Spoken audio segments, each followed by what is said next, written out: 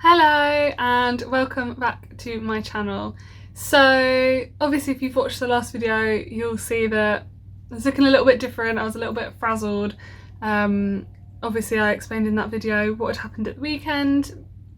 So definitely go and check that out if you want to kind of have updates on my pregnancy and things like that.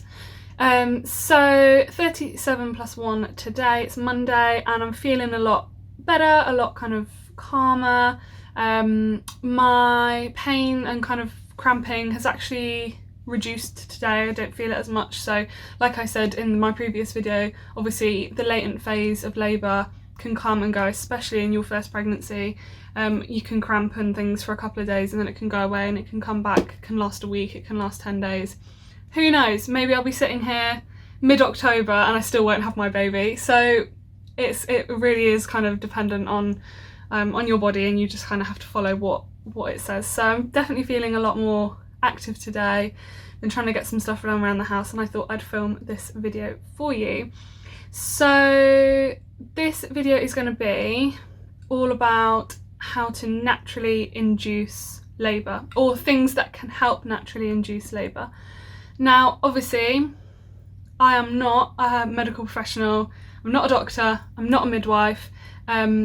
Please, please, please, before you do any of these things, do your own research, do some reading around it, see if it would work for you. Don't do it too early, you know, wait till 37 weeks or whatever your research says. And whilst there is some evidence to suggest that these things might help, obviously it's down to your body, it's down to your baby, everyone's different. So just a quick disclaimer, obviously, that these things are said to help, but they might not work for everyone, and I just wanted to make that really, really clear before I get started. Okay, so I've got everything with me, or most things with me. If not, I'll put some pictures up on the screen, and I've also got a list just because they all do slightly different things, so just to remind myself kind of what each thing is actually kind of doing in your body. So the first thing I've got to show you is some raspberry leaf tea. These are 50 bags here that I picked up, I believe, from Holland & Barrett. So raspberry leaf tea, you build it up slowly. I think you can drink it from 32 weeks, but definitely do your own research about when you should start drinking it. It's best to build it up from kind of 1 cup a day to 2 cups to 3 cups by the time you're kind of 37 weeks. I don't even drink really 3 cups a day. So raspberry leaf tea is there to strengthen your uterus, I believe, so the lining of your uterus, and so that it's ready, so it's nice and strong and ready to kind of contract, to help baby come out. So the other thing you can do, obviously you can drink it as tea. I also have some raspberry leaf tablets as well that I picked up from Holland & Barrett. So if I can't be bothered to have another drink, if I'm just not thirsty or it's too hot, then you can just take 2 tablets instead, and they do the same thing. So yeah, that is the first thing, raspberry leaf tea. I do admit I'm not really a hot drink person. I don't really drink tea or coffee at all. I do like fruit teas, they're okay. This is kind of like, tastes, if you leave it in too long it does taste a little bit like grass. What I do to make it taste a little bit nicer is it can be a bit like just tasteless and watery if you've had fruit teas before. I just have a teaspoon of honey mixed through, but I think you've got to make sure with honey, don't have raw honey, have honey that's been, what's the word? Not cooked, but you know what I mean, don't have raw honey because apparently that's not supposed to be good for you in pregnancy. Anyway, so definitely do your own research on that, and yeah, you can start having raspberry leaf tea to strengthen your uterus ready for contractions. Okay, so the next thing is, you will have seen it on my Instagram story. I will leave my Instagram link below, I always do in every video, so definitely go check that out. I post on my stories most days, so yeah, go and check that out. So this thing is some dates, and these ones I just picked up from Sainsbury's. They have a really long date on them, a long date. They have a long date on them, which is great because they last ages. This one, they last till October, so you don't have to get them all down you really quickly. I never really ate dates actually before I started having them at the end of my pregnancy.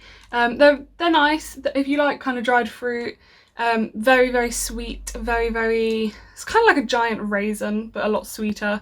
They have got a stone in the middle, so you just got to make sure that you don't obviously eat that, take the stone out. I actually find that sometimes if a whole one is a bit much, or you kind of trying to eat like 3 or 4, it can be a bit kind of heavy. I find that chopping them up and having them with like some apple or something like that really helps kind of break it up as well. So there's quite a lot of research on dates, and obviously I'm not an expert, I don't know everything, but what I discovered was that they help the ripening of the cervix. So obviously the cervix is that little bit that needs to shorten and widen in that first kind of stages of labour, and it helps kind of just ripen that cervix and get it ready to kind of do those open up, ready for contractions and things like that. I also read that it reduces the need for induction of labour. So I think I've got a book here, I read that 90% of people, wait, let me get the statistic because I don't want to get it wrong. Okay, so it says 96% of women who ate dates went into labour spontaneously, as opposed to 70% of women who didn't.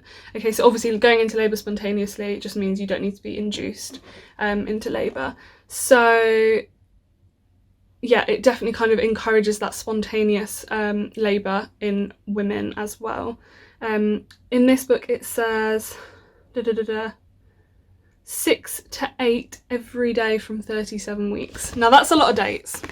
So like I said, I've had them in like date slices, I cut them up, have them with like other fruits, because it can kind of be a bit of a chore sitting there and trying to eat that many dates because they are quite heavy. So yeah, eat some dates from 37 weeks.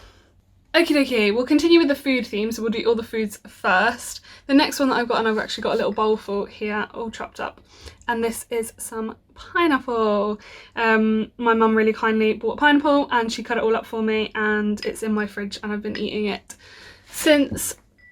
Pineapple, there isn't loads of research around pineapple. Sorry, I just got a message. There isn't loads of research around pineapple. What I could find is that it has an enzyme in that helps to soften the cervix, and that's why people eat it. Obviously you can have it juice, smoothies, you can eat it as it is. So yeah, it's just another thing that you can add to your diet if you want to kind of try and induce labour. Okay, the last food that I've got is a bit of a kind of typical one. Everyone knows about this one, and it's spicy foods, curries, chilies, whatever. I'm not the biggest fan of spicy foods. I've been trying a little bit more, like having chilies and things and things like that. Basically what it does is, because it is a little bit harsher on your stomach and your intestines, it can cause a little bit of irritation, and that in turn can cause like kind of cramping in that area, and then kind of stimulates those contractions. So it's kind of not like the healthiest way to do it. Not as good as obviously like building up your uterus strength and ripening your cervix, but it can kind of just trigger the rest of your kind of systems down there, and that can stimulate those contractions. Again, there's not loads of research on it. It's one of those things that people say, oh, we eat a curry every night until we have a baby. Okay, like it's just one of those things that, you know, some people say it works, some people say it doesn't. Again, do your own research, see what you think. Okie dokie, so the next couple of things are a little bit more taboo, I suppose. And these 3, I believe, are all to do exactly the same thing, and that is to produce oxytocin. And oxytocin is the hormone inside your body that triggers labour, and triggers labour and gets you in that really kind of focused mode, and everything kind of gets going. Now, from my hypnobirthing and various other research and books that I've read, oxytocin and adrenaline are the 2 different hormones that you can create during your labour. Now obviously adrenaline, we all know, we all have it, fight or flight, makes you stiff, makes you tense, and it's not good for labour. It kind of makes you more scared, it makes it more sore, it makes it more painful. Whereas oxytocin is where you're kind of feeling calm, you're feeling relaxed, you're in a safe space, it's dark, it's warm, it's cozy, and that's when you have the best kind of labour and the easiest labours. So all of these three things can kind of build up that level of oxytocin in your body, and it means that it can induce labour, it can kind of trigger that labour response. So the first thing is nipple stimulation. So there's loads of videos on YouTube of kind of how to do it effectively. Basically what you're trying to do is replicate feeding a baby, okay, because obviously when you breastfeed, baby's feeding on the nipple, and if you replicate that, then it's kind of like telling your body that the baby kind of wants to come out and that there's something to feed, and things like that. So yeah, like I said, do some research. There's loads of videos out there that kind of teach you how to do it. So yeah. Okay, so the next one is kind of a bit of a step up from nipple stimulation, and that is hand expressing. So that is where you kind of stimulate your milk flow and you produce the first milk, which is called colostrum, can be called liquid gold. It's very rich. You only need small amounts to fill a baby's tummy, and it's got amazing things in it, you know, antibodies and things like that. So what you can do is, my stepmom kindly got me these, and these are some 1 ml syringes. 1 ml syringes. I can't remember any words at the moment. I'm trying to remember all these words. 1 ml syringes, and these ones are sterile. Make sure they're sterile because obviously they're all individually wrapped and things like that. So similar to nipple stimulation, loads of videos online to kind of teach you and talk you through it. But again, it's about producing that oxytocin and making your kind of body more ready for feeding a baby kind of thing. And on a slightly different note, as the lady who runs my antenatal course is saying, the best way to get a baby out is the same way you got it in.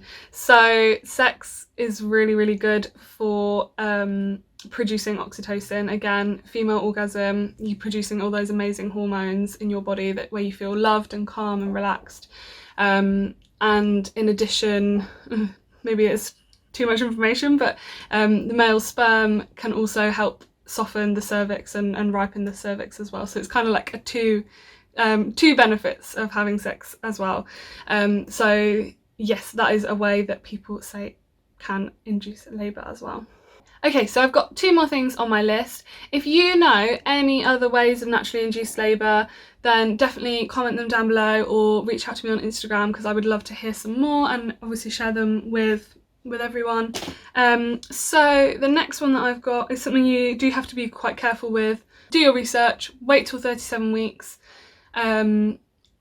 because it can cause like contractions, it can stimulate contractions, so just make sure you're really, really careful with it, don't overdo it. And this is some clary sage. This is just an essential oil. This one I picked up on Amazon, and like I said already, it can help stimulate contractions, help strengthen up your uterus and things like that. It smells nice. It's not the sweetest. I do really like essential oils. It's quite kind of peppery, a little bit more, so it would be nice, something you can mix with jasmine, which is another great one, or some lavender as well. So, and you can put it in, like I have diffusers, or you can have it in the bath, put it on a little, not too much, but put it on a flannel, and have it near you as well. The other thing that clary sage does is it causes like almost like a relaxing effect on your body. So when you kind of inhale it, it makes you relax, and that in turn decreases your levels of adrenaline, which is the enemy of oxytocin. So adrenaline is reduced, meaning that more oxytocin can be produced, which is obviously the hormone that we love and we want for labour. So yeah, clary sage is another thing that you can play around with. You know, like I said, do your research, but you can have baths, and have it in diffusers and things like that.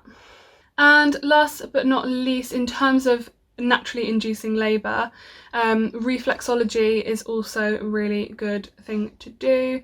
I will put some pictures up of different points on your body and what they kind of do, but the ones that I've been looking at is the base of your little toenail, and also there's a spot on your ankle as well, on the kind of outside of your ankle, but like I said, I'll put some pictures up. And they again help you produce oxytocin, that hormone that is needed for labour. In terms of just generally producing oxytocin, obviously do what you love. I've been reading books, I've been having baths with my essential oils, trying to keep calm, but keep active as well, because, you know, going out for walks and things like that produce those endorphins, which are really useful. Things like face masks, this one's lavender because lavender is one of my favourite scents. Things like massage, and I've got here some, this is sunflower oil and coconut oil, so I've been massaging bump, and obviously getting your partner to massage your back, and obviously your feet as well. The Reflexology are all really, really great things. Spend time with your partner, you know, have those conversations, talk about your baby, talk to your baby, and all those things that kind of get you in that zone for their arrival. You know, just things as simple as nesting, having a look for all their little clothes and things like that can really kind of help produce that oxytocin that is needed for labour. So lots of, just keep yourself really calm, walks, nice food, nice company, and just keep yourself really, really relaxed. Watch some funny shows, anything that you like to do that kind of calms you down and makes you feel relaxed and at home and at peace is the best thing for you. So, like I said, if you've got any more tips for naturally inducing labour, then leave them below, or like I said, reach out on Instagram. I'm always, you know, I've had a few people reach out on Instagram, and that's really lovely. And like I said, please do your own research before you try any of these things. Most of them won't cause any harm, but things like clary sage, things like raspberry leaf tea, you know, do your own research before you kind of go headfirst into using all these things. Obviously I will keep you updated with how I'm feeling and my pregnancy journey. Like I said, 37+1, and definitely a lot less kind of crampy and things today, so I'm trying to kind of focus on the positives, do all these lovely things, do a bit of nesting, tidying up and things like that while I'm feeling good. And like I said, a latent phase can last, maybe it didn't even start, who knows, you know, like I said, it could still be October, we still could be waiting, so it's just one of those things, you kind of have to play it by ear. So yes, I will see you in the next video. I hope you enjoyed, and take care, and yes, goodbye.